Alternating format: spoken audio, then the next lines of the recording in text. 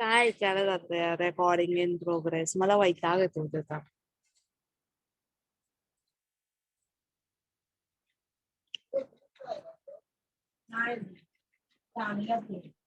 अरे अगं बंद नसेल.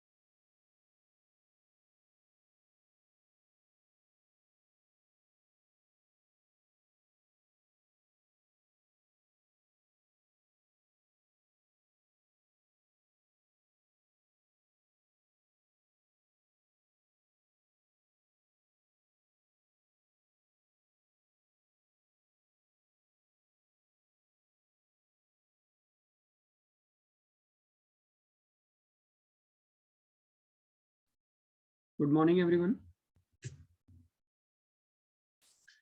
So we're going to start with the session today. In next 1 minute. Everyone just revise what we did yesterday. Last question revise कर लो सब लोग. Open your textbook, everybody. Truth table क्या है उसको देख लो एक बार फटाफट. And or if and only if then का truth table.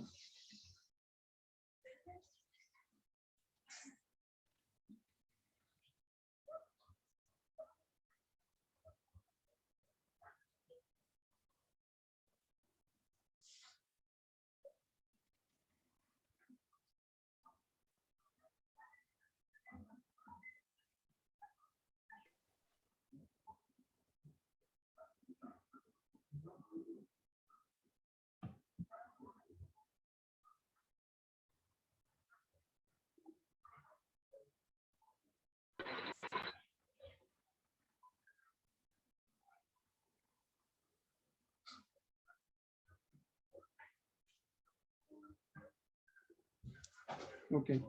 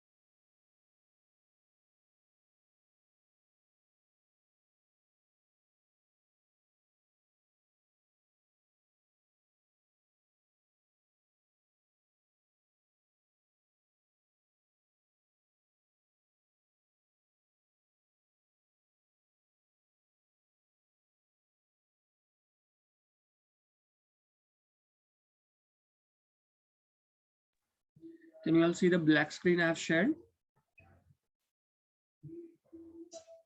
No, sir. No, sir.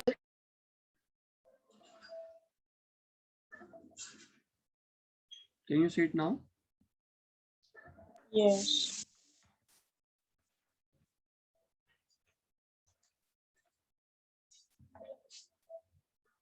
चलो सेशन स्टार्ट करेंगे। तो हमको एक्चुअली एक क्वेश्चन नंबर 2 का एक क्वेश्चन करना था ना, कल मैंने कहा था।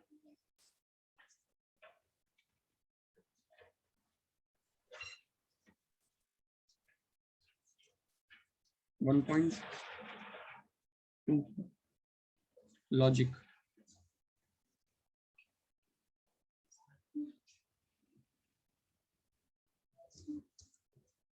Using truth table prove the following logical equivalence. तो यहाँ पे आप negation of P and Q ले दिया और इसका इक्विवेलेंट मुझे प्रूव करना है पी और Q and negation of P. तो आप क्या करेंगे, आप एक पी के लिए टेबल ड्रॉ, प्रोसेस एकदम सेम ही है, इसमें कुछ अलग थोड़ी ना है। आप एक ट्रुथ टेबल ड्रॉ करेंगे,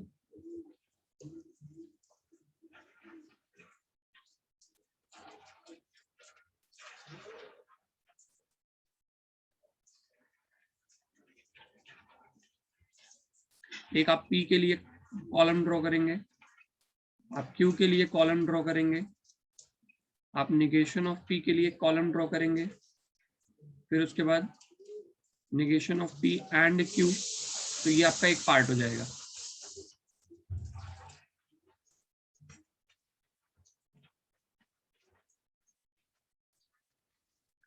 मतलब आप पी के लिए कॉलम ड्रॉ करेंगे, एक क्यू के लिए, फिर नेगेशन ऑफ पी है, फिर उसके बाद negation of P and Q है, बराबर। इसके लिए हो गया। तो ये आपने क्या बोल देना, इसको आपको वन साइड, इसको वन बोल देना, मतलब ये आपका लेफ्ट हैंड साइड हो गया। अब राइट हैंड साइड के लिए क्या क्या चीजें जरूरी हैं, पी और क्यू करेंगे एक बार,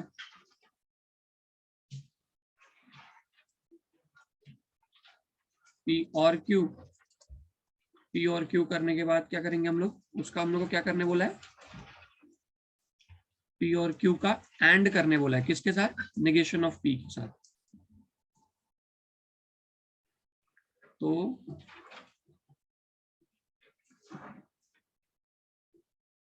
पी और क्यू को एंड करने बोला है, कैसे एंड करने बोला है,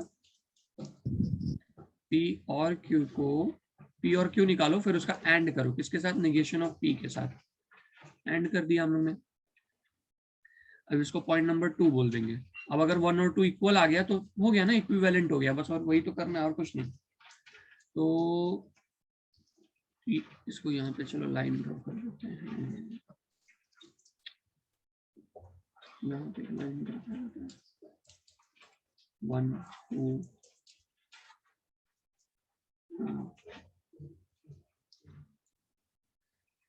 तो यहाँ पे आएगा। यार आप लोग लेट क्यों ज्वाइन करते हो इतना,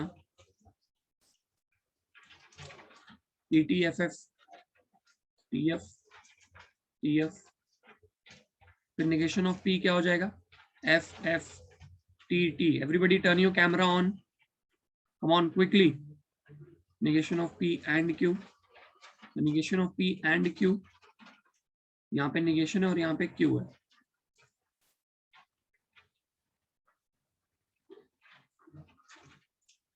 यहाँ पे नेगेशन है और यहाँ पे Q है, negation of P and Q। And की प्रॉपर्टी क्या होती है, अगर एक भी अगर फॉल्स है तो फाइनल आंसर फॉल्स आएगा। यहाँ पे फॉल्स आ जाएगा, यहाँ पे फॉल्स आ जाएगा, यहाँ पे ट्रू आ जाएगा और यहाँ पे फॉल्स आ जाएगा।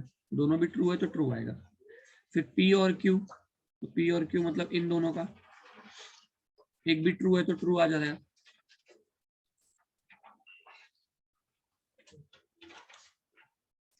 तो P और Q को एंड करने बोला, निगेशन ऑफ P के साथ। Voice is breaking. क्या Sir, your voice is breaking.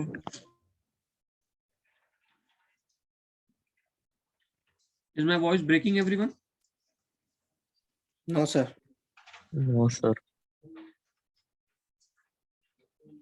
P और Q and negation of P, तो P और Q and negation of P क्या हो जाएगा, इधर है ना ये दोनों का।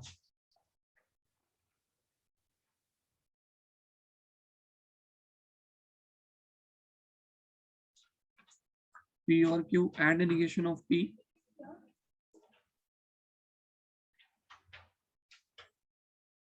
एंड में अगर एक भी फॉल्स है तो फॉल्स आएगा। तो यहाँ पे फॉल्स, यहाँ पे फॉल्स, यहाँ पे ट्रू और यहाँ पे फॉल्स। अब दोनों सेम आया क्या, 1 और 2 का कॉलम सेम आया, 1 और 2 का, यस और नो? Yes. अरे 1 और left hand side Yes, right hand sir. Side का कॉलम सेम आया ना, तो from 1 and 2 negation of P and Q is equivalent to P or Q and negation of P.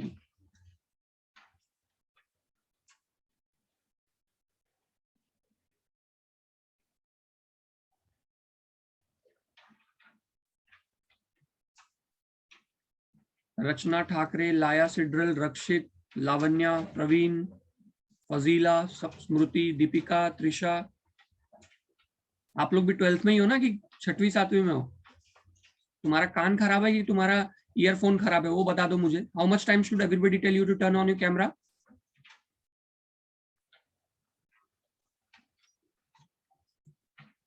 Stop doing this nonsense in the class, everyone. अगर आप ईमानदारी से पढ़ रहे हो तो कैमरा ऑन करने में प्रॉब्लम क्या है?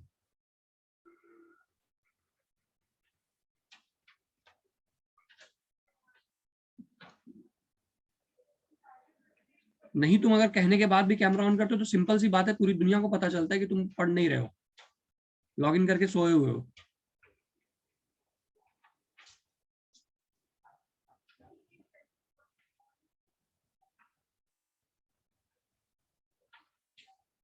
Is this clear?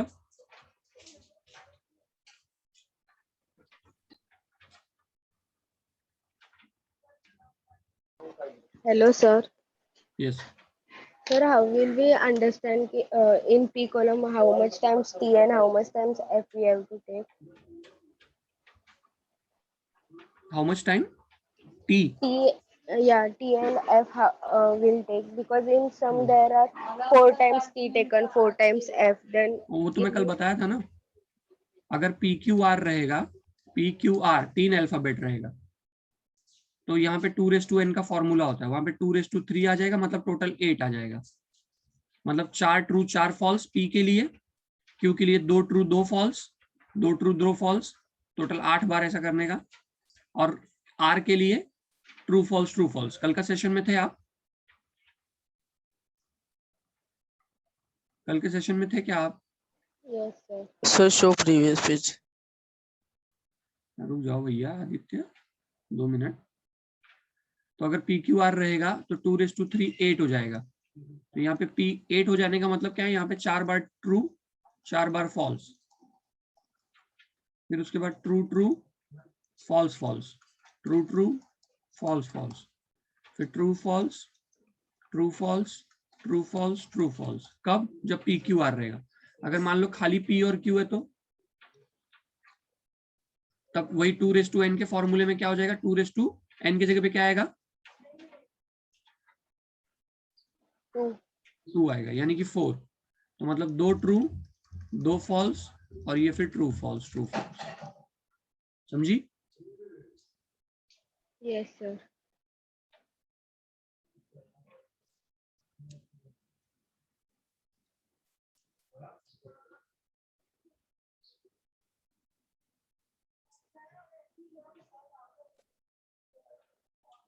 चलो let's, is it done? Wait.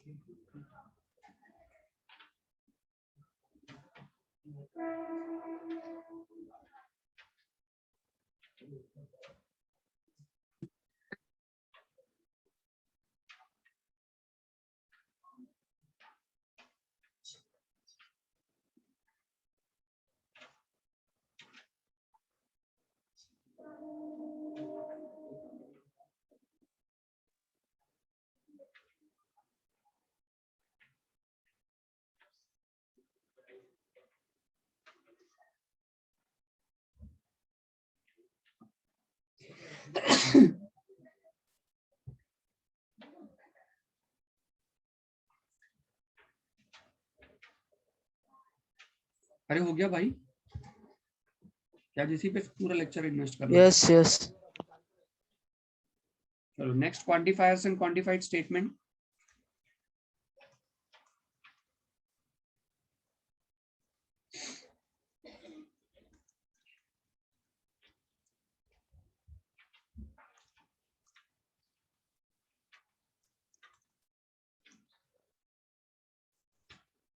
अभी ये न्यू कॉन्सेप्ट है।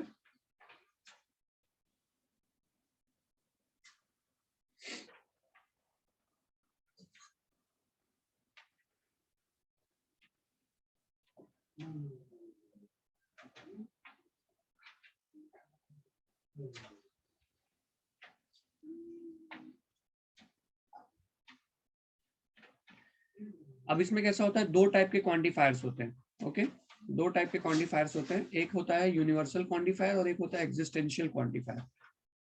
यूनिवर्सल क्वांटिफायर और एक होता है एग्जिस्टेंशियल क्वांटिफायर। पहले सुन लो इसको तब लिखो।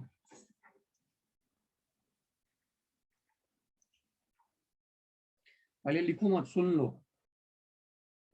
तो यूनिवर्सल क्वांटिफायर क्या होता है, उसका सिंबल होता है, यूनिवर्सल क्वांटिफायर का मतलब होता है for all values.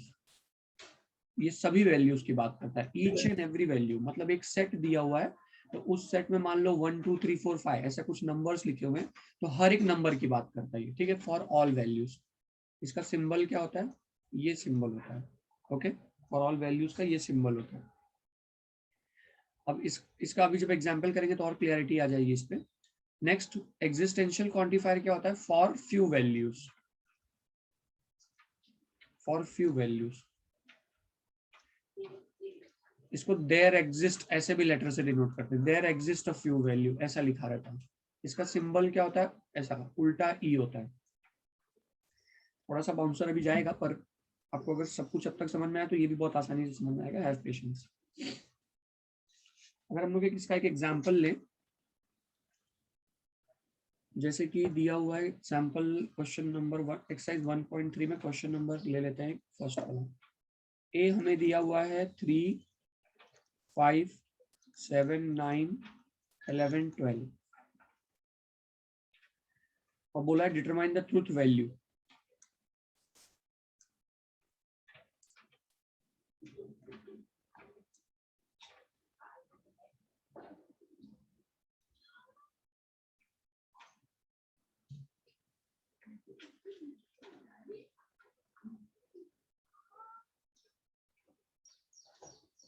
There exists x belong to A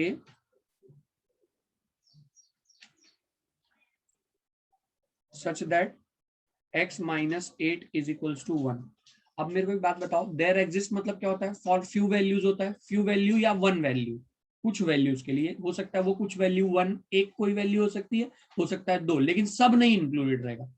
तो अभी क्या दिया है, कुछ वैल्यू, अब इसको हिंदी में पढ़ूंगा ना तुमको समझ में आएगा। देखो, कुछ वैल्यू x की ऐसी है a के अंदर, देखो कैसे पढ़ेंगे इसको, कुछ वैल्यू x की है कहां पे, a के अंदर है, मतलब there exist few values of x in A belong to A such that x minus 8 is equals to 1. तो क्या ये सच बात है? क्या ऐसी कुछ वैल्यूज ए के अंदर है कि जिनको मैं इसमें डाल दूंगा तो आंसर 1 आ जाएगा? क्या ये सच बात है? यस। तो फिर ये गिवन स्टेटमेंट ट्रू हो गया। अगर इधर ही उसने ऐसा लिखा होता, अगर इसी सेंटेंस में देयर एग्जिस्ट हटा के अगर मैं लिख दूं क्या चीज, ऑल लिख दूं, all values of X belong to A such that x minus 8 1 देगा। मतलब इसमें a में जो सभी वैल्यूज को अगर मैं x की जगह पे डालता हूं तो मुझे हर बार आंसर 1 मिलेगा। तो क्या वो ट्रू रहता सेंटेंस? False. कब फॉल्स हो जाता? समझ में आया? फॉल्स कब होगा, ट्रू कब होगा? बोलो। Yes. Yes. तो अभी फिलहाल दिया है कुछ वैल्यूज x की a के अंदर हैं जिससे कि x माइनस 8 1 मिल रहा है। तो वो कौन सी वैल्यू है जो ऐसा काम कर पाएगी? 9। सिर्फ इकलौती एक ही वैल्यू है, बराबर। सारी वैल्यूज तो नहीं है, हो सकता है 9 भी होता, हो सकता है कोई और भी वैल्यू हो सकती थी। तो फिलहाल इस क्वेश्चन के हिसाब से 9 ही। तो 1 2 3 ऐसे कुछ तक चलेगा, पर सारा नहीं होना चाहिए। बस एक कम, टोटल में से एक कम भी रहेगा तो भी ये ट्रू है। मतलब मान लो ये इतनी वैल्यू सेटिस्फाई कर रही है, 3 नहीं सेटिस्फाई कर रहा है, तो भी ये देयर एग्जिस्ट है। पर अगर सबका सब सेटिस्फाई कर रहा है तो फिर तो ये फॉर ऑल हो गया। समझा? Yes sir. Yes, sir. तो हम लोग क्या लिखेंगे? For x equal to 9, x minus 8 equal to 9 minus 8 gives 1. Therefore, x equal to 9 satisfies above equation x minus 8 equal to 1. Therefore, given statement is true. Therefore, its truth value is t. इसको note down करो अब।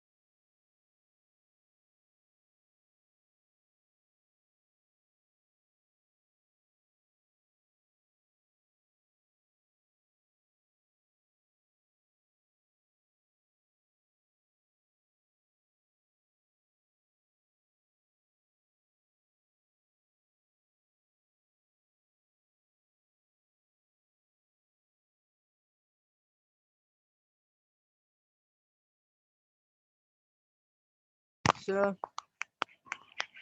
Sir.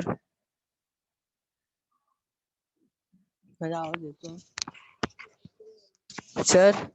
बोलो ना। So what you have written beside the universal quantifiers?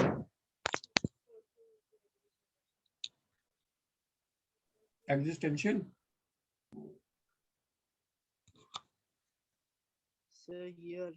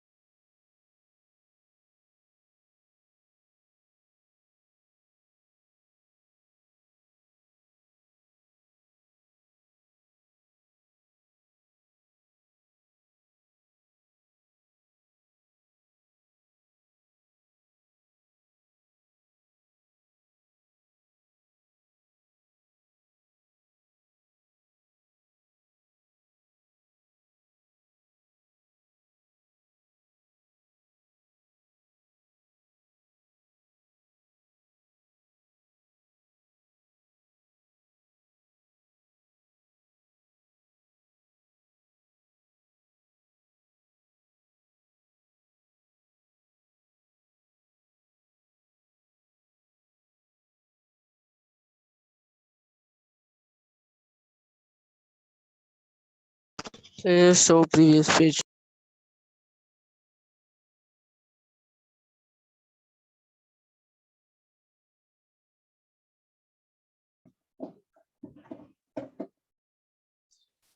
So in second question we have there for all values of x belong to A, Done. x square plus x is even. तो क्या x square plus x even number का formula है क्या? Yes. x square plus x से ना आप कोई भी नंबर डालोगे ना x की उठा के दो इवन आंसर ही देगा, चेक कर सकते हो आप।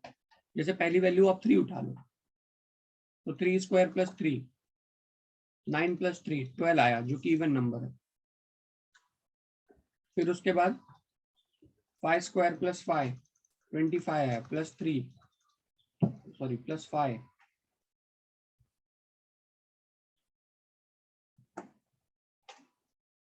तो ये 30 हो गया। मतलब आप ये x square plus x actually even number का फॉर्मूला ही है। तो इसमें आपको कैसे लिखना है?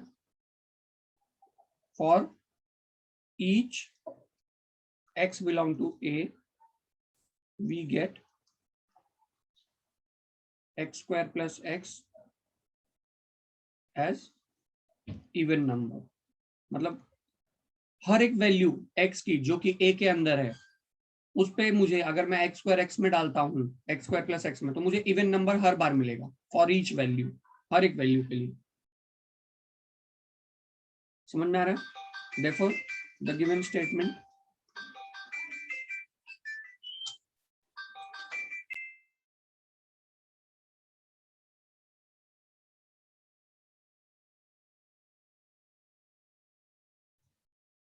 given statement is true।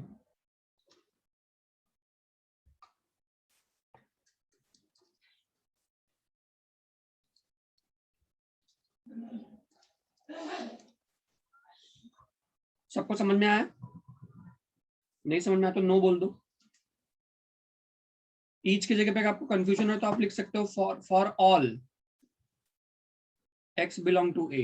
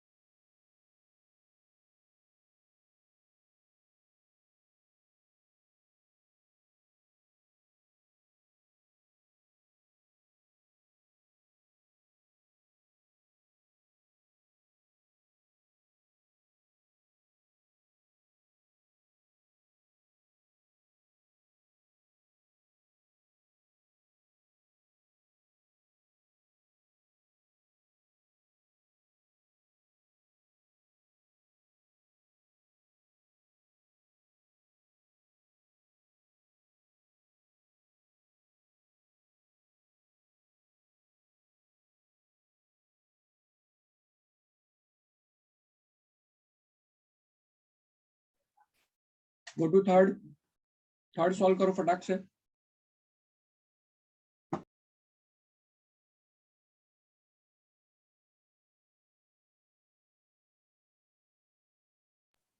अरे भाई कंप्यूटर स्क्रीन को ही क्यों देख रहे हो आप लोग? थर्ड सॉल्व करो ना।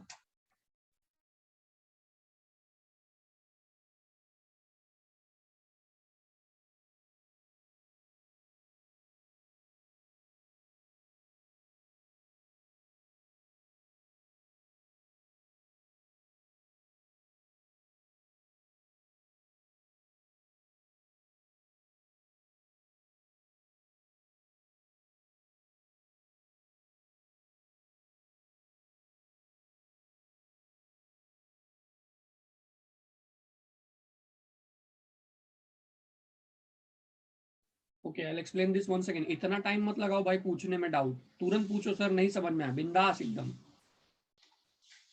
एक्स स्क्वायर प्लस एक्स एक इवन नंबर का फॉर्मूला है। मतलब आप कोई भी नंबर यहां से उठा के अगर आप एक्स स्क्वायर प्लस एक्स में डालते हो तो आपको हर बार इवन मिलेगा। तो फॉर, अब इसने भी तो फॉर ऑल बोला है, for all values of x gives you even number. If you put this in the formula. Question बोल रहा है अगर आप हर एक वैल्यू उठा के इसमें डाल देते हो तो आपको हर बार इवन आंसर मिलेगा, ऐसा क्वेश्चन बोल रहा है फॉर ऑल। तो मैंने चेक किया क्या सच में ऐसा है क्या, तो मैंने 3 स्क्वायर डाला, 5 स्क्वायर डाला, बाकी भी आप डाल सकते हो, हर बार आपको इवन नंबर आ रहा है ना आंसर। तो क्वेश्चन ने बोला कि हर बार एक्स स्क्वायर प्लस आपको इवन नंबर देगा, तो वो ट्रू है, इसलिए हमने यहाँ पे ट्रू लिखा है। समझा? Yes, sir. Okay. Sir, what is the difference between quantifiers and quantified statement?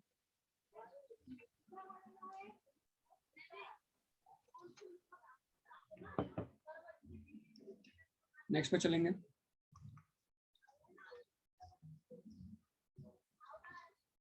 For all x belong to A such that x square is less than 0.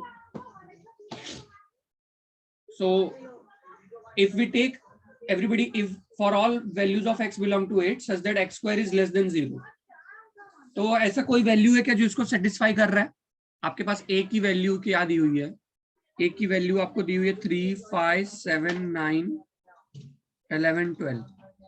अगर आप उसको x स्क्वायर में डालते हो, x की वैल्यू को इसमें सब्स्टिट्यूट करते हो, तो क्या कभी आपको लेस देन 0 मिलेगा? नो, कभी नहीं मिलेगा, बराबर ना? लेस देन 0 तो कभी नहीं मिलेगा, जो भी मिलेगा पॉजिटिव वैल्यू मिलेगा। पर क्वेश्चन क्या बोल रहा है, ऐसी एक दो वैल्यूज हैं, ऐसी फ्यू वैल्यूज हैं, फ्यू वैल्यूज ऐसी हैं x की a के अंदर, फ्यू वैल्यूज हैं x की a के अंदर जिससे कि आपको x स्क्वायर लेस देन 0 मिलेगा। पर जब मैंने देखा तो ऐसी कोई भी वैल्यू नहीं है, x स्क्वायर लेस देन 0 तो कभी नहीं आएगा। तो अब ये गिवन स्टेटमेंट ट्रू है कि फॉल्स है? False. फॉल्स है ना? अरे एक तो वैल्यू होनी चाहिए थी जो इस कंडीशन को सेटिस्फाई करे, एक भी नहीं है तो फिर फॉल्स है। तो आप इसको कैसे लिखोगे? There is no such value of x, there is no such value of x belong to A which satisfies x square less than 0. Therefore, given statement is false. Therefore, its truth value is f. Making sense, all of you? Yes, sir.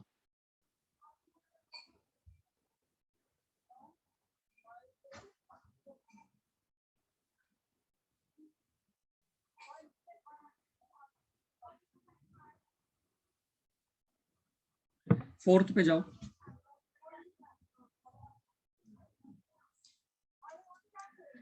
For all values of x belong to A is an even number. एकदम झूठी बात है ये तो। और all values of x belong to A is an even number, इसके अंदर जो भी वैल्यू है सब इवन नंबर है, ये सही बात है? No, no.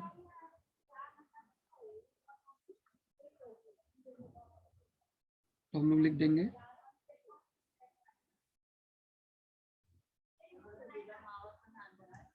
3 नहीं है, 5 नहीं है, 9 नहीं है, 11 नहीं है, कुछ भी तो नहीं है, खाली 12 तो एक इवन नंबर दिख रहा है मुझे। और इसने बोला ऑल वैल्यू है, कुछ भी है। जिसको कॉन्सेप्ट समझा उनके लिए तो मजाक होगा। For x equal to 3, 5, 7, 9, 11,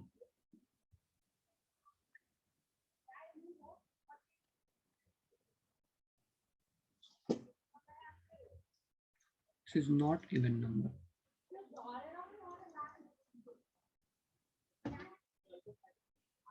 Therefore,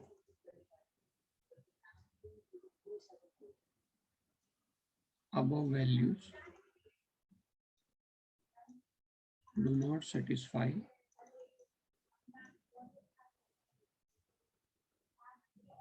the given condition of even being an even number.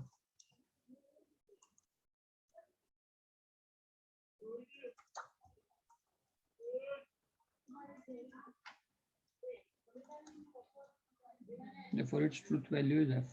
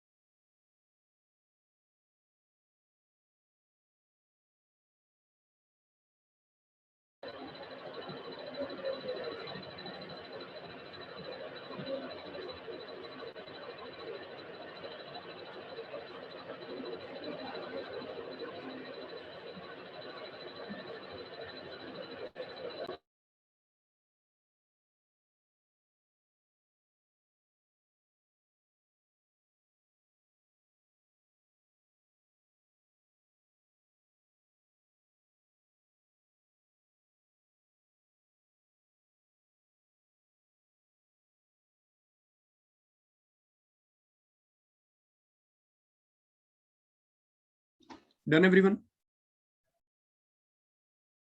Yes. Yes, sir.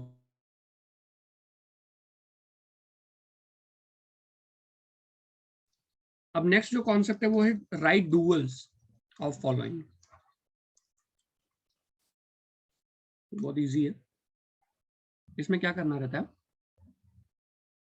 आपको क्वेश्चन में ना जहां जहां पे ना एंड दिया ना, उसको ना आंसर लिखते वक्त और बना दो। आई मीन और दिया तो एंड बना दो, और अगर एंड दिया ना तो उसको और बना दो। अगर टोटोलॉजी दिया है तो उसको कॉन्ट्रडिक्शन बना दो, और अगर कॉन्ट्रडिक्शन दिया है तो उसको टोटोलॉजी बना दो।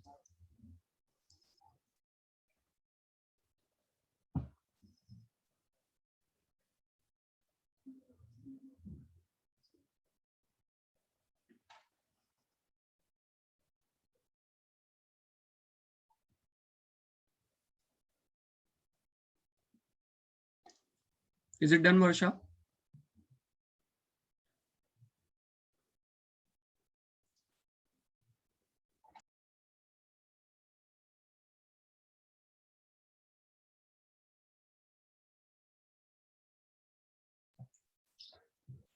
क्वेश्चन करते हैं, बहुत ही सिंपल सा कॉन्सेप्ट है।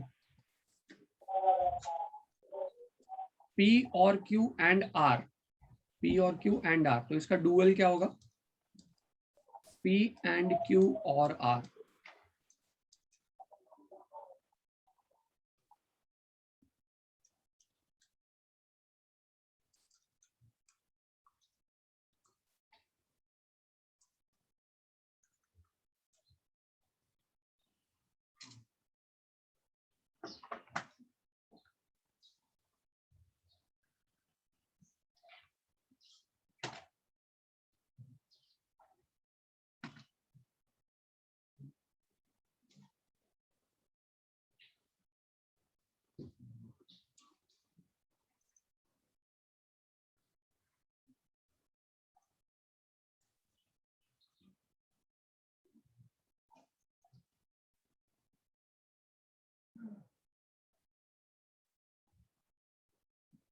निगेशन को नहीं चेंज करना, खाली एंड और को चेंज करना है। निगेशन को एज इट इज रखना है। समझ में आया? Yes, Yes, sir. sir. Start कर दो।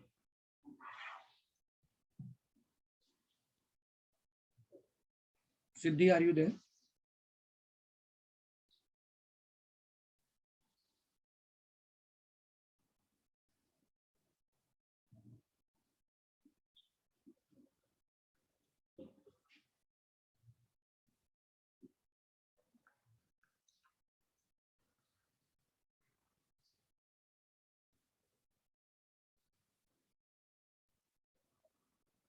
सी का क्या हो जाएगा? टी।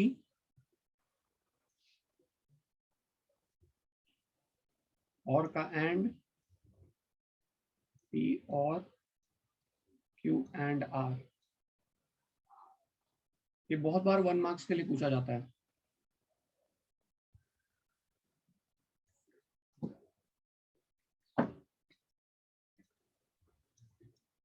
तो P और Q और C को क्या लिखेंगे हम लोग फिर?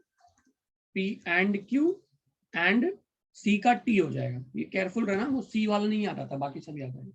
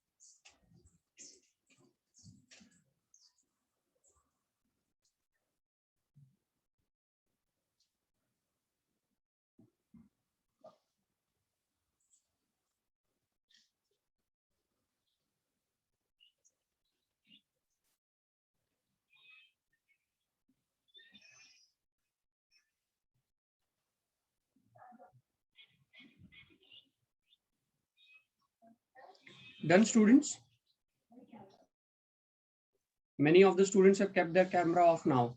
Done, sir.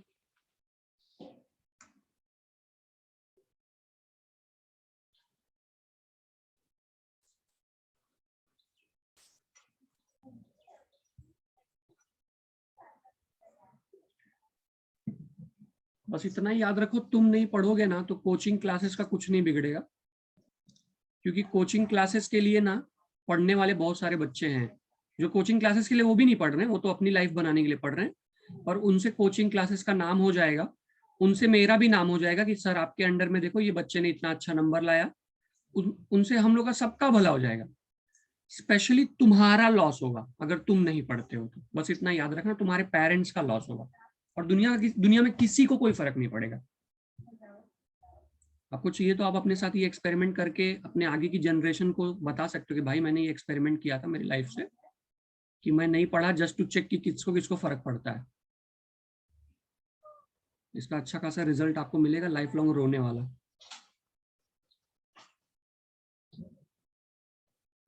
इसलिए ईमानदारी से कैमरा ऑन करके पढ़ो, तो आपको एटलीस्ट ये रेस्ट्रिक्शन रहेगा कि सर देख रहे हैं, अगर मैं नहीं पढ़ा तो सर मुझे बोलेंगे। एटलीस्ट उतना तो अपॉर्चुनिटी आप दो टीचर को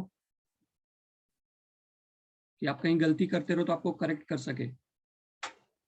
तो मुंह चुरा के बैठे हुए हो कि पता नहीं क्या गलत काम करके आए हो।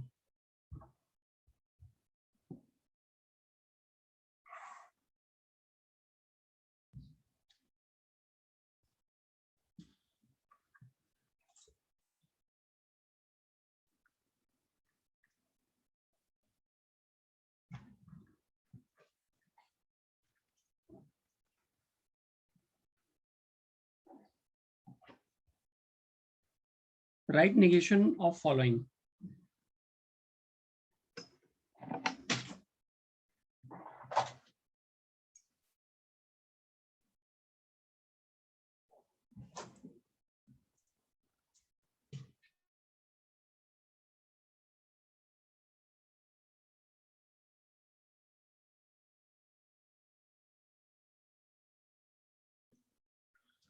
Write the negation of following. First question क्या दिया हम लोग को निगेशन में सिर्फ नॉट डालना है। x plus 8 is greater than 11 और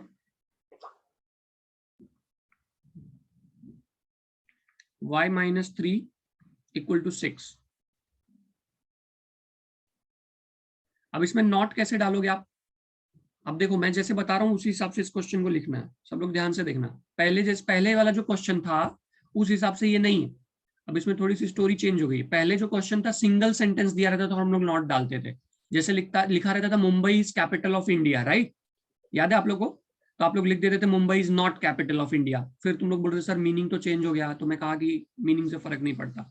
याद है कल के सेशन में था वैसा question? Do you all remember that? Yes, sir. Yes, sir. Yes. But then today if you see there are two different sentences are given which is combined by using a letter or.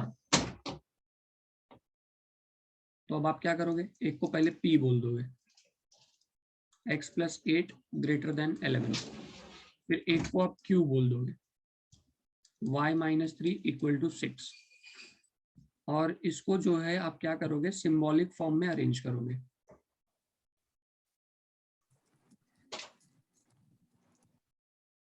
तो इसका symbolic form क्या होगा?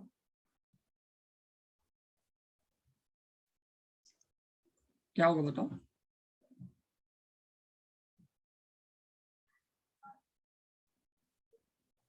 Chat में reply करो। x plus 8 greater than 11 or y minus 3 equal to r. Yes, Vaishnavi, right answer. What about others? Only Vaishnavi P always gives the answer. Ansari इकरा, आपने everyone section में answer कर दिया। अंसारी इकरा, उसको direct मुझे आंसर करो। तो यस, मोनालिका राइट आंसर। तो P और Q लिखेंगे। Now we have to write its negation, right? How do we write its negation? तो आप इधर नॉट ले लोगे। अब इसके बाद की कहानी मैं आपको बताता हूं, ध्यान से सुनना। कैसा है कि अभी हम लोग ना आगे चल के एक टेबल पढ़ने वाले हैं जिसका नाम है algebra of statement. Algebra of statement. उसमें ना एक आपको लॉ सिखाया जाएगा, मतलब उसमें बहुत सारे लॉ हैं, उसमें से एक लॉ है De Morgan law. De Morgan law. उसमें आपको यह बताया गया है कि अगर आपके पास negation of P and Q है और अगर आप इस निगेशन को अंदर भेजते हो तो वो क्या करेगा? वो उसको निगेशन ऑफ P और निगेशन ऑफ Q बना देगा। सुना सबने? निगेशन ऑफ P और निगेशन ऑफ Q बना देगा।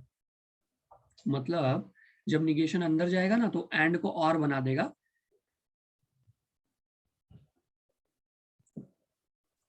और दूसरा जो लॉ है इसके अंदर वो इसका ही रिवर्स है कि अगर आपके पास निगेशन ऑफ P और Q है तो अगर आप निगेशन को अंदर मल्टीप्लाई करते हो तो वो क्या हो जाएगा, negation of P and negation of Q हो जाएगा। आई बात समझ में? एक ये लॉ हो गया, इसको डी मॉर्गन लॉ बोलते हैं।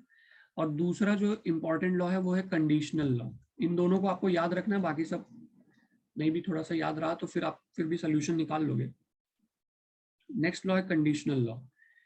P इम्प्लीकेशन Q का अगर आप ट्रुथ टेबल बनाते हो, P इम्प्लीकेशन Q का अगर आप ट्रुथ टेबल बनाते हो तो और इसका ट्रुथ टेबल बनाते हो, निगेशन ऑफ P और Q, तो दोनों का ट्रुथ टेबल का जो फाइनल आउटपुट आएगा ना बच्चों, दोनों ट्रुथ टेबल का जो फाइनल आउटपुट आएगा वो सेम आएगा, इक्वल आएगा।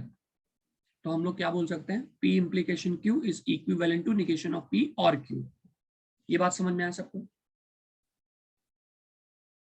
Yes. P implication Q is equivalent to negation of P और Q। एक ये बात हो गई। दूसरी बात, P डबल इम्प्लीकेशन Q का ट्रुथ टेबल किसके इक्विवेलेंट है? तुम बोलोगे सर तो काय के लिए लिखने का, काय के लिए? उसका जवाब मैं तुमको दूंगा, पहले इसको तुम समझो कि मैं क्या कह रहा हूँ। अगर आप P डबल इम्प्लीकेशन Q लिखते हो तो उसका ट्रुथ टेबल किसके इक्विवेलेंट आएगा, निगेशन ऑफ P और Q and negation of Q और P। अब सवाल आता है कि सर आप ये बताए क्यों और इसका क्या यूज है? तो उसका सिंपल सा रीजन है कि आप ना जब भी इम्प्लीकेशन में कोई सेंटेंस रहेगा ना और आपको उस पर नेगेशन लेना पड़ेगा तो आप इस नेगेशन को अंदर भेज नहीं सकते। जैसे ये वाले में आपने डायरेक्ट अंदर भेज दिया ना, एंड और जब था, वैसे इम्प्लीकेशन में आप अंदर नहीं भेज सकते। तो अगर आपको फिर भी निगेशन लेना है P इम्प्लीकेशन Q का, तो आप क्या करोगे, आप बोलोगे कि P implication Q is equivalent to negation of P और Q। अब आप निगेशन को अंदर भेज सकते हो। आई बात समझ में?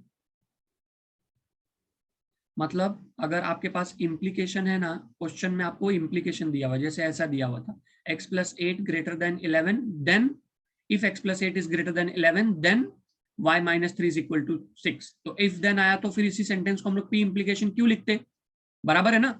अगर इधर और के जगह पे then होता और इधर if होता तो इस सेंटेंस को हम लोग कैसे लिखते, P इम्प्लीकेशन Q लिखते, यस और नो? Yes. तो अब उस पर निगेशन जब आप लेने जाते हैं ना तो आपको निगेशन लेना अलाउड ही नहीं था। मतलब ले तो सकते हो पर उसको अंदर नहीं भेज सकते हो। तब आपको क्या करना पड़ता है, तब आपको उसको लिखना पड़ता है उसका इक्विवेलेंट, निगेशन ऑफ P और Q। और अब निगेशन अंदर भेजोगे तो निगेशन ऑफ निगेशन क्या हो जाएगा, जैसे माइनस माइनस प्लस हो जाता है वैसे निगेशन ऑफ P क्या हो जाएगा, P हो जाएगा, और का एंड हो जाएगा, और ये निगेशन ऑफ Q हो जाएगा। क्या आपको ये बात समझ में आई? आप P इम्प्लीकेशन Q में ना निगेशन को अंदर नहीं भेज सकते हो, तो आप क्या करोगे, P इम्प्लीकेशन Q का इक्विवेलेंट लिखोगे जो कि निगेशन ऑफ P और Q है, निगेशन ऑफ P और Q है। अब आप इस निगेशन को अंदर भेज सकते हो, तो निगेशन निगेशन मल्टीप्लाई होके विदाउट निगेशन हो जाएगा, प्लस, जैसे माइनस माइनस प्लस नहीं हो जाता है, सेम वैसे ही निगेशन ऑफ P क्या हो जाएगा, सिर्फ P हो जाएगा, और का क्या हो जाएगा, एंड हो जाएगा, और फिर निगेशन ऑफ Q आ जाएगा। खाली मुझे 3-4 बच्चों ने यस लिख के भेजा है, मतलब यस लिखना इतनी बड़ी बात तो नहीं है। इसी से चैटिंग करोगे तो 100 मैसेज लिख के भेज दोगे, मुझे यस भी नहीं लिख के भेज रहे हो, क्या बड़ी नाइंसाफी है भाई। मतलब मैं मानता हूं कि मैं वो नहीं हूं जिसको आप लोग 100 मैसेज भेजोगे, और फिर भी यस तो लिख ही सकते हो।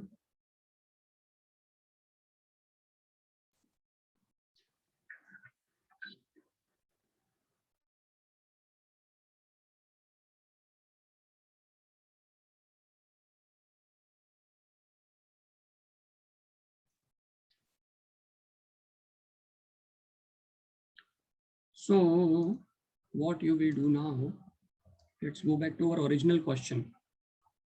जो भी मैंने बताई वो बात वैसा आगे आने वाला है, तो इसलिए मैंने उसको मिटा दिया एक्चुअली। मतलब उसको इसी में खिचड़ी करने की जरूरत नहीं है, बस वो कॉन्सेप्ट को आप ध्यान में रखना, अभी अगले क्वेश्चन में आने वाला है. Now we will multiply this negation inside, तो this becomes negation of P and negation of Q. Sir, hmm. so we have to write algebra of statements. हाँ, उसको अभी लिख लो, अभी आगे चल के उसको ना आपके टेक्स्ट बुक में बताऊंगा वो किधर है. अच्छा, अब अपने को ना ये करने के बाद ना स्टेटमेंट भी लिखना है, इतने पे कहानी रुकती नहीं है, स्टेटमेंट भी लिखना पड़ेगा अपने को. तो negation of P and negation of Q. अब स्टेटमेंट बनाओ ना, कैसे बनाओगे? पहले तो P था x+8 ग्रेटर देन 11, तो निगेशन ऑफ P क्या हो जाएगा?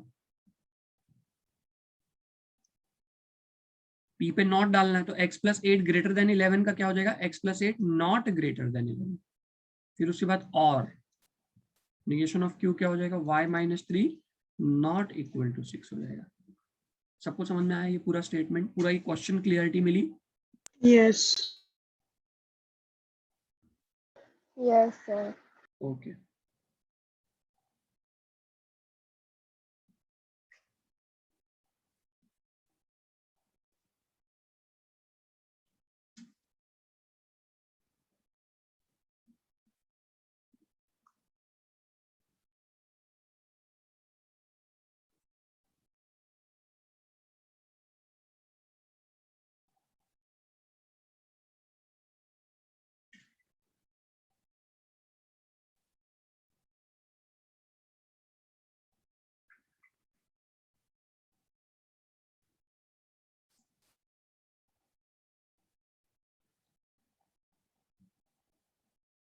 Can we go to next?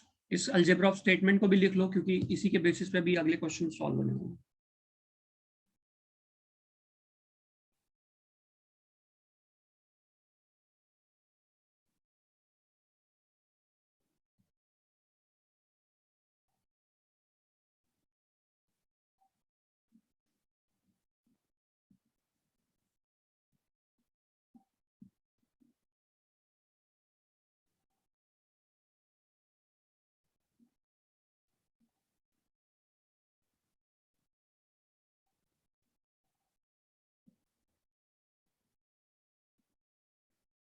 हो जाएगा तो चैट बॉक्स में डन लिख देना, या एक बार बता देना मुझे.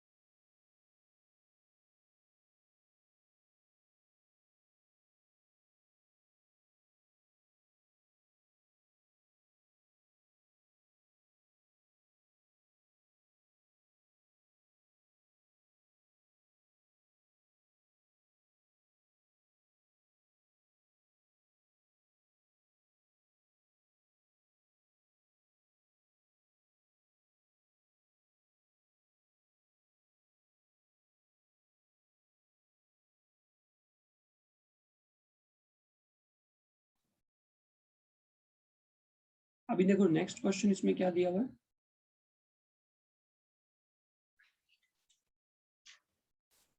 कहाँ गया? थर्ड वाले पे आओ. सेकंड वाला तो सेम ही है. Quadrilateral is a square if and only if it is a rhombus.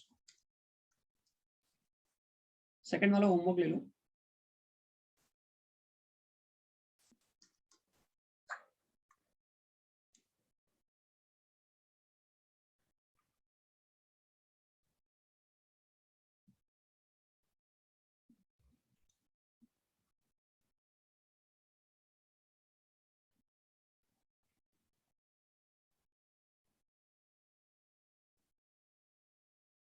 अब इसमें P क्या आएगा? Quadrilateral is a square.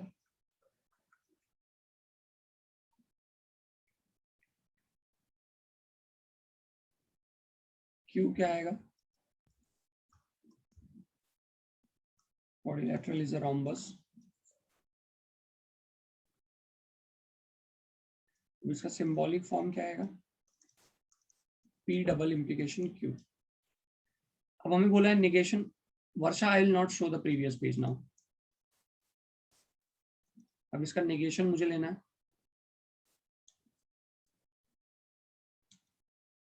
तो negation of P implication Q। Negation of P implication Q क्या आएगा बच्चों? तो क्या मैं निगेशन अंदर भेज सकता हूं? Tell me. No. अगर यहाँ पे डबल इम्प्लीकेशन है तो हम निगेशन को अंदर नहीं भेज सकते। अगर इम्प्लीकेशन होता तो भी नहीं भेज सकते थे। तो फिर अब क्या दिमाग लगाना होगा हमें? अब हमें यहाँ पे प्रॉपर्टी पे आना होगा। क्या दिया प्रॉपर्टी में?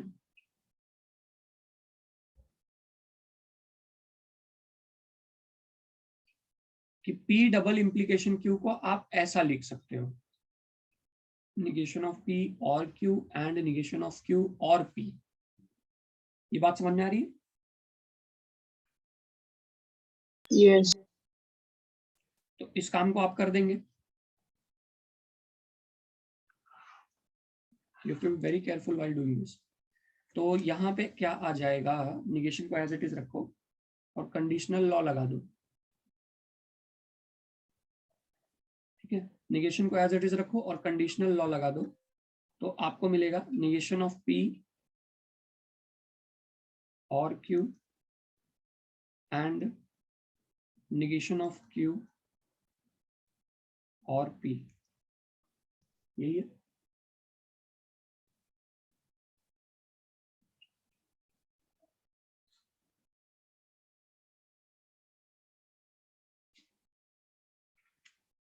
अब इस नेगेशन को आप अंदर भेज सकते हो। इसका रीजन आप बता सकते हो, conditional law.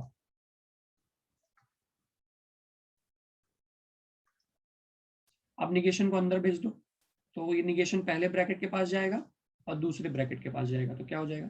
Negation of P और Q। पता नहीं कहां से ये मुझे गलती साइन हो गया इधर। ये आदत कब पड़ी मैंने ध्यान नहीं दिया। तो निगेशन ऑफ P और Q, ये और का एंड का क्या हो जाएगा? और हो जाएगा और निगेशन यहाँ पे आ जाएगा। अब इस निगेशन को अंदर भेजेंगे और इस निगेशन को अंदर भेजेंगे। ठीक है, ये कौन सा लॉ था? ये और का एंड हो गया। ये कौन सा लॉ था? ये एंड का और हो गया। इस लॉ का नाम क्या है? De Morgan. Very good. Negation अंदर चला जाएगा तो क्या हो जाएगा? P एंड ये निगेशन गायब हो जाएगा ना। Negation of Q। Yes. ये तो ऑलरेडी चेंज हो चुका है। अब ये भी निगेशन अंदर जाएगा तो निगेशन ऑफ Q क्या हो जाएगा? Q हो जाएगा एंड निगेशन ऑफ P। ये आपका फाइनल सिंबॉलिक फॉर्म बनेगा। लेकिन अब स्टेटमेंट बनाना कितना बड़ा सा स्टेटमेंट बनेगा ना एकदम। क्या स्टेटमेंट बनेगा?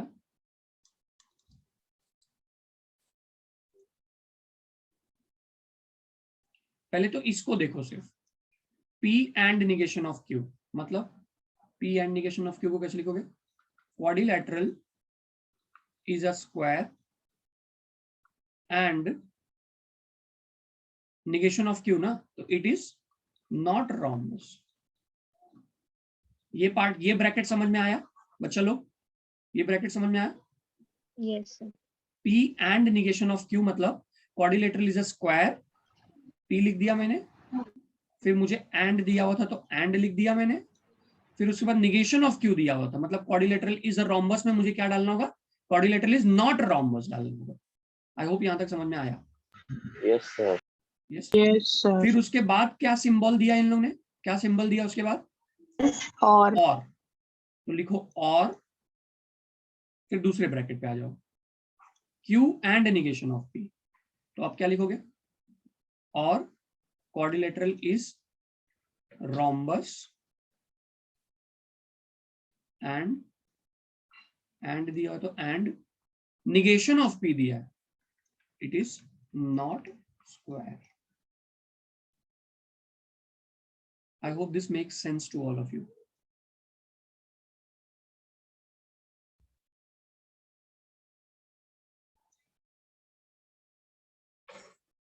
जिसको नहीं समझ में आया बता दो।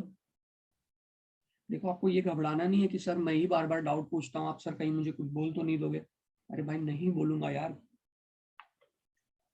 पढ़ाने ही तो आया हूँ और पढ़ाने के लिए तुमको मैं डांट दूंगा, ऐसा नहीं है। यही काम करने के लिए तो मैं आया हूँ और वही काम करते वक्त मैं तुमको डांट दूं, ऐसा तो नहीं होगा। तो आप डाउट्स पूछो,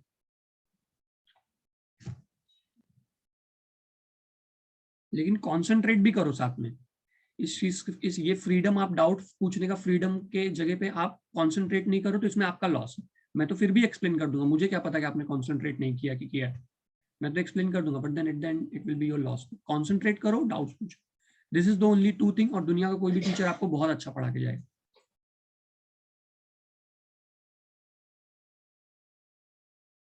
Explain the conditional law part. So this is the conditional law, no? Here. That you can write P double implication as negation of P or Q and negation of Q or P. अब सवाल आता है sir अचानक से आपको ये कैसे पता चला कि ये और ये इक्वल है? तो दोनों का ट्रुथ टेबल बनाया गया, दोनों का ट्रुथ टेबल बनाया गया और दोनों के ट्रुथ टेबल का सेम आंसर आया। तो मतलब उसको मैं इससे रिप्लेस कर सकता हूँ क्योंकि दोनों का सेम आंसर आता है। Is that clear?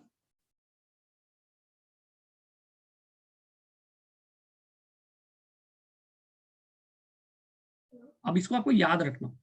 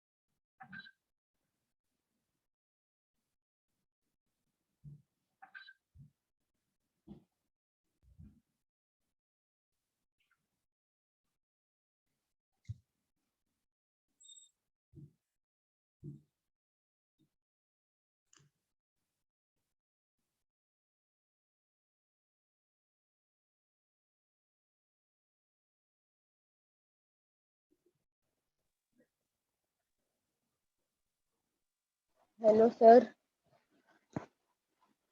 Sir, what is that written below conditional law? कहाँ? De Morgan.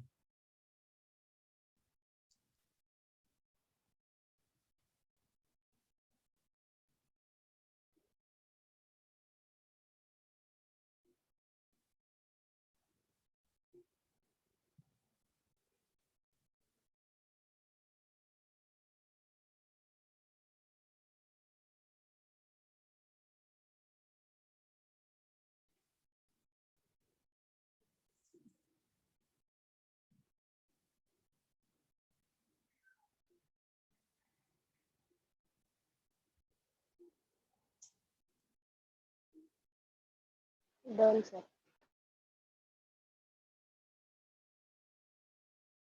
अभी ये वाला करो, फिफ्थ वाला करो।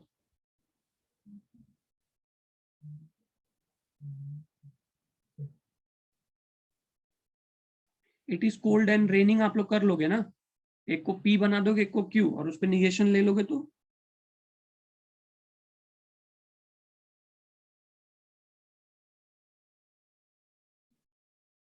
if it is raining then we will go and play football.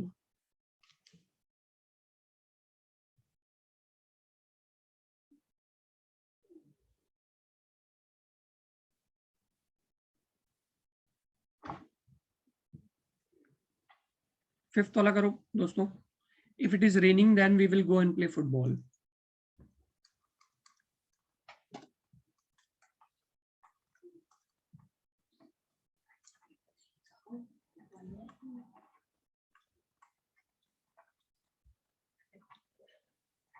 Question is given in your textbook.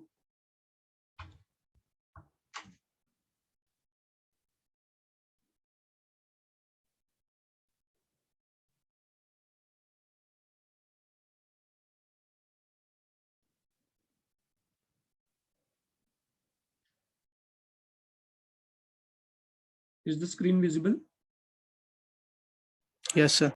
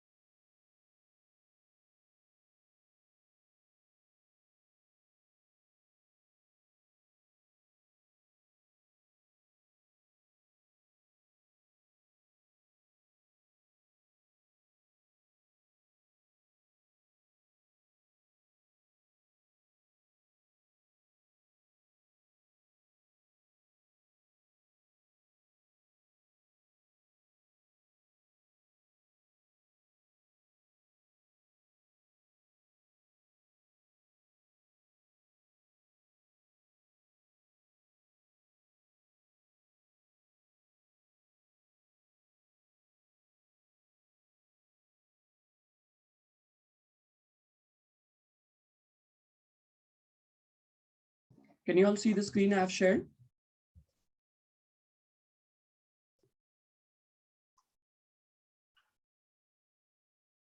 Yes, sir. Yes, sir. अच्छा, कितने लोग को फिफ्थ वाला आ गया?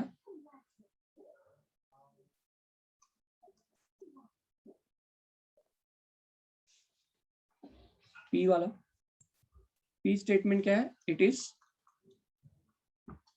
Raining.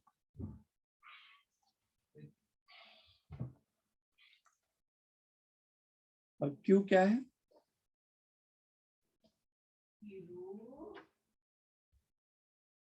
If it is raining then we will go and play football. तो total कितने sentence है इसमें?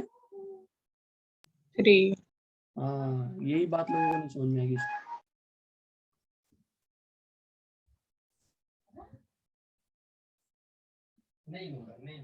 Okay,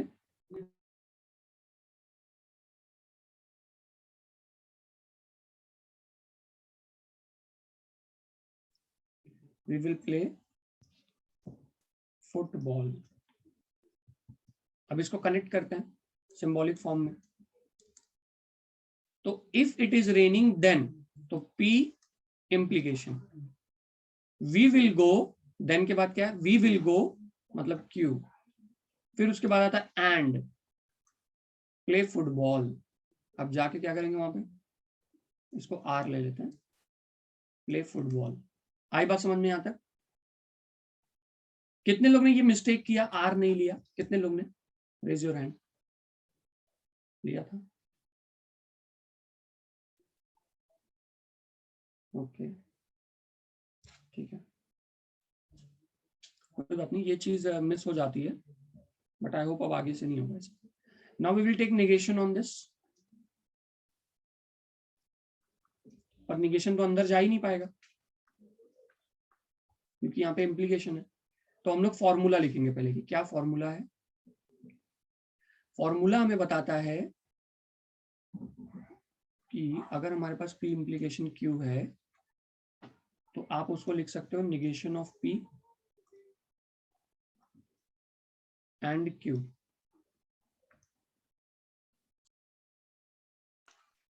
negation of P and Q. तो वैसे ही ये देखो, ये आपका पी है और ये पूरा ब्रैकेट आपका क्यू है, समझे? तो क्या आ जाएगा? तो आ जाएगा नेगेशन ऑफ पी एंड, और ये दूसरा ब्रैकेट क्यू का रोल प्ले कर रहा है, वहां पे क्यू एंड आर आ जाएगा। ये स्टेप समझ में आया? बोलो यार, फटाफट बोलो। Sir, repeat again. No, sir. No, ये वाला स्टेप समझा क्या? ये जो सिंबॉलिक फॉर्म लिखा वो समझा? Yes. Yes. सिंबॉलिक फॉर्म में क्या बोला है? इट इज रेनिंग, देन के लिए मैंने इम्प्लीकेशन लगाया, फिर उसके बाद we will go and play football के लिए क्यू एंड आर लगाया। अब उस पर निगेशन चाहिए था, मैंने क्या बोला? निगेशन अंदर नहीं जा सकता। ये भी बात समझ में आई है कि निगेशन अंदर नहीं जा सकता है? Yes. तो हमें इक्विवेलेंट लगाना पड़ेगा उसका। तो पी इम्प्लीकेशन क्यू, क्या इक्विवेलेंट होता है पी इम्प्लीकेशन क्यू का? Negation of P and Q. तो वैसे ये भी तो पी इम्प्लीकेशन क्यू की तरह है। अरे समझ रहे हो? ये भी तो ऐसा ही है ना, पी इम्प्लीकेशन क्यू, बड़ा क्यू Yes. मान लो इसको, क्योंकि उसके अंदर दो लोग छिपे हुए हैं। तो पी इम्प्लीकेशन क्यू को क्या करोगे? बाहर निगेशन जैसा है वैसे लिख दोगे, अंदर क्या करोगे? पी इम्प्लीकेशन क्यू को लिखोगे negation of P and Q. अब क्यू की जगह पे क्यू एंड आर है तो उसको लिख देंगे हम लोग। अब समझा? Yes. अभी भी किसको नहीं समझ में आया? नो लिख दो चैट बॉक्स में, फटाफट फटाफट, एक तुरंत answer, quick.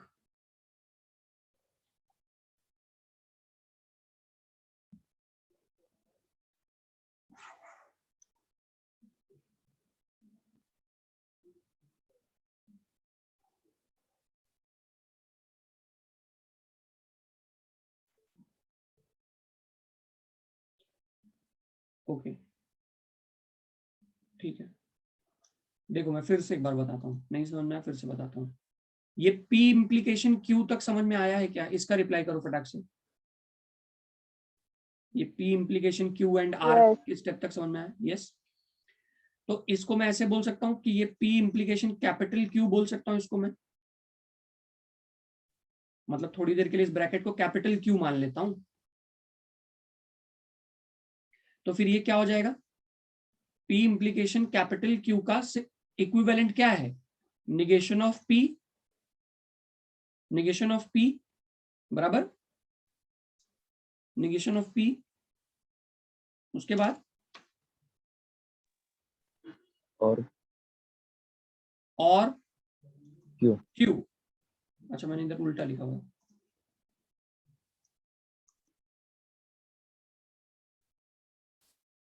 Negation of P और कैपिटल Q। समझ में आया अभी ये स्टेप? ऐसा लिख सकता हूं कि नहीं लिख सकता हूं? Yes. अब क्वेश्चन में Q की वैल्यू क्या दी हुई है, इस क्वेश्चन में Q की वैल्यू क्या दी हुई है, कैपिटल Q की जगह पे इसमें क्या है, Q and R। Q and R है। तो मैं अब इसको इधर कैपिटल Q की वैल्यू सब्स्टिट्यूट करूंगा, निगेशन ऑफ P और कैपिटल Q एंड R। आप समझ में आया? Yes. Yes, yes. ओके, तो यहाँ पे अब आ जाएगा, अभी थोड़ा इसको मिटा देता हूँ, कचरा हो गया थोड़ा।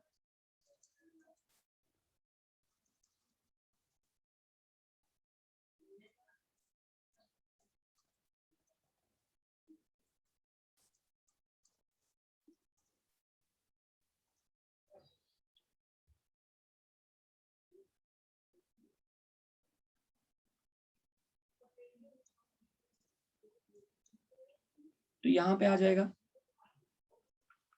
निगेशन ऑफ P और इस Q के जगह पे अपने पास क्या है, ये बड़ा सा चीज है Q एंड R है। अब इस निगेशन को अंदर भेज सकता हूँ, तो निगेशन ऑफ P क्या हो जाएगा, P हो जाएगा, और का क्या हो जाएगा, एंड हो जाएगा।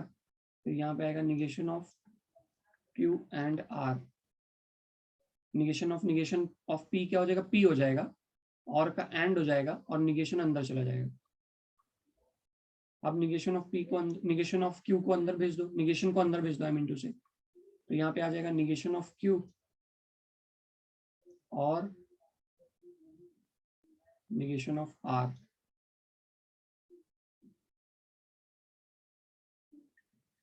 ठीक है ना, ये तो समझा रहेगा ना De Morgan? Yes, sir.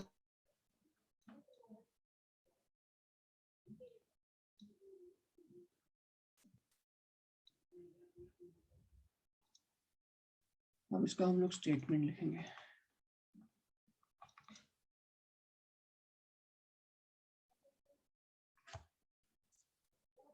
B very careful everybody.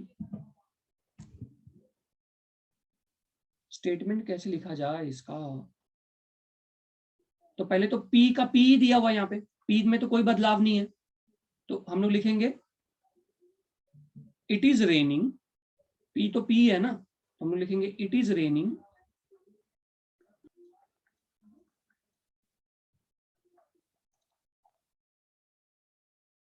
And फिर निगेशन ऑफ Q है, तो मैं लिखूंगा वी विल नॉट गो, फिर उसके बाद और है, और we will not play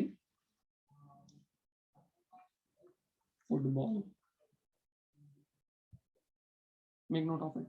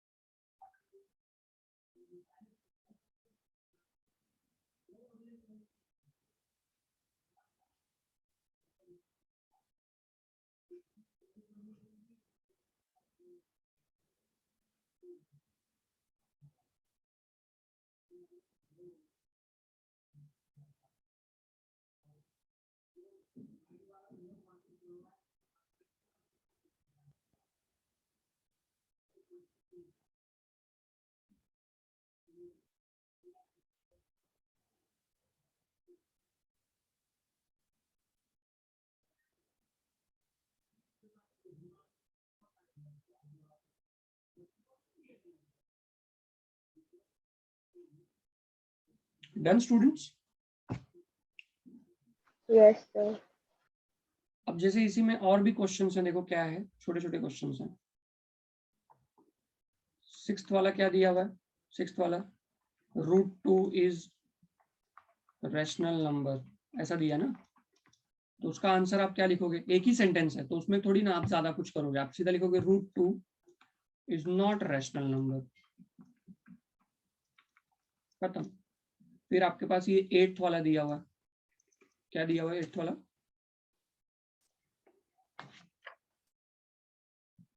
for all values of n belong to natural number n square plus n plus 2 is divisible by 4। इसका आंसर आप क्या लिखोगे? फॉर ऑल का तो पहले क्या हो जाएगा? निगेशन क्या होगा? फॉर ऑल का निगेशन देयर एग्जिस्ट हो जाएगा। There exist n belong to natural number where n square plus n plus 2 is not divisible by 4। Done. I hope everybody has understood today's session. Yes, sir. Next class में हम लोग question number 4 से start करेंगे। इस बात को कोई अपनी बुक में लिख लो कि हम लोग को नेक्स्ट क्लास में कहां से स्टार्ट करना है। कन्वर्स, इनवर्स, कॉन्ट्रा पॉजिटिव से स्टार्ट करना है। इस बात को नोटबुक में लिख लो प्लीज। आई माइट फॉरगेट कि कहां से हमको स्टार्ट करना है। लिखा किसी ने? Yes. ओके, तो मिलेंगे हम लोग अभी नेक्स्ट क्लास में। I will be ending this session. Everyone keep on revising this chapter. आपको अभी क्या करना चाहिए? एक्सरसाइज 1 से लेके एक्सरसाइज 3 तक सॉल्व कर लेना चाहिए एक बार, और एक क्वेश्चन सॉल्व कर लो। लॉजिक चैप्टर के मास्टर बन जाओ। एक एक चैप्टर ऐसे करके ना मास्टर बनते चलेंगे उसमें। लास्ट के लिए पढ़ने के लिए कुछ नहीं छोड़ना है बच्चों। लास्ट के लिए सिर्फ रिवाइज करने के लिए चीजें छूटनी चाहिए, क्योंकि मैंने देखा था लास्ट ईयर बहुत सारे बच्चों से जब मैं ऑफलाइन जाके मिला तो वो लोग बोले थे कि सर कितने तो ऐसे बच्चे थे जो कि सेशन में खाली लॉगिन करके छोड़ के भाग जाते थे। उनको ना मतलब उनको ये तक नहीं पता था वेक्टर का डेफिनेशन को क्या बोलते हैं, वेक्टर दिखता कैसे है। जैसे अगर आपको एक कोऑर्डिनेट दिया, आप लोगों ने फिजिक्स में वेक्टर थोड़ा बहुत देखा होगा ना, आपको अगर ए दिया हो 2 1 3 तो आप ए बार कैसे लिख सकते हो? 2i + j + 3k। उनको ये भी नहीं पता था कि हम लोग i j k क्यों लिखते हैं, जबकि मैं तो पढ़ा ही चुका था उनको vector, 3D, line, plane, 3 chapter पढ़ाया था मैंने वेक्टर पे, और उनको फिर भी नहीं पता था कि i j k क्यों आता है। अभी तो फिलहाल मान लो आप लोग को नहीं पढ़ाया गया तो आपको नहीं पता होगा, पर जब पढ़ा दूंगा और फिर भी 3 चैप्टर पढ़ा दूंगा इसी चीज पे और फिर भी ना पता हो तो ये बहुत ही ज्यादा हैरानी की बात है। और उसमें मेरा क्या चला गया? मैं बोला अच्छा तेरे को नहीं पता ये भी, अच्छा लगता है तूने लॉग आउट कर दिया रहेगा उस टाइम। बस इतना बोल के मैं चुप बैठ गया। मैं बोला छोड़ जान दे, मेरे को क्या करना। तो you know at some point of time I will give up कि आप तो बिल्कुल ही नहीं इंटरेस्ट लिए हो, तो मैं क्या कर सकता हूँ, या कोई भी क्या कर सकता है। फिर आपको इधर उधर से सोर्सेज ढूंढने होंगे, इससे नोट्स मांगो, उससे नोट्स मांगो, इधर इंटरनेट पे सर्च करो, उधर इंटरनेट पे सर्च करो, फ्रस्ट्रेट हो, परेशान हो, दुनिया भर का सब नौटंकी उसी टाइम से शुरू हो जाएगा, क्योंकि पढ़ के पास तो होना ही है, नहीं तो फेल हो जाओ फिर, और फेल होते रहो लगातार, जितने साल मर्जी उतने साल हो जाओ, बोर्ड का क्या जा रहा है। तो we be very much vigilant कि आप कौन सी क्लास में हो। बहुत ही सीरियस क्लास है ये 12th स्टैंडर्ड, इससे आपका करियर डिसाइड होता है, और स्टार्टिंग से ही पढ़ना शुरू करो, आज से ही शुरू करो। Do you all understand what I'm saying, everybody, students? I'm sure अभी भी बहुत सारे बच्चे क्लास में ऐसे ही बस लॉगिन किए होंगे। I'm sure अगर नहीं लॉगिन ऐसे किए होते तो सबका कैमरा ऑन होता और सब लोग मुझे लिखते हुए दिखते होते। बट इतना बोलने के बाद भी बहुत सारे बच्चों ने कैमरा ऑफ रखा था। At least I can say 20% students. Ultimately whose loss is it? मेरा तो बिल्कुल भी नहीं है। By the way, I'll be ending this session, everyone. The only suggestion which I'm giving you, आपके पास ये जो भी वीक अभी है ये वाला, इसमें आपको पूरा ये तीनों एक्सरसाइज अच्छे से रिवाइज कर लेना है, each and every question with solved example. Solved examples भी हैं, वो भी बोर्ड एग्जाम में पूछे जाते हैं. All right? Should I end this session, everyone? Yes. Bye. Take care.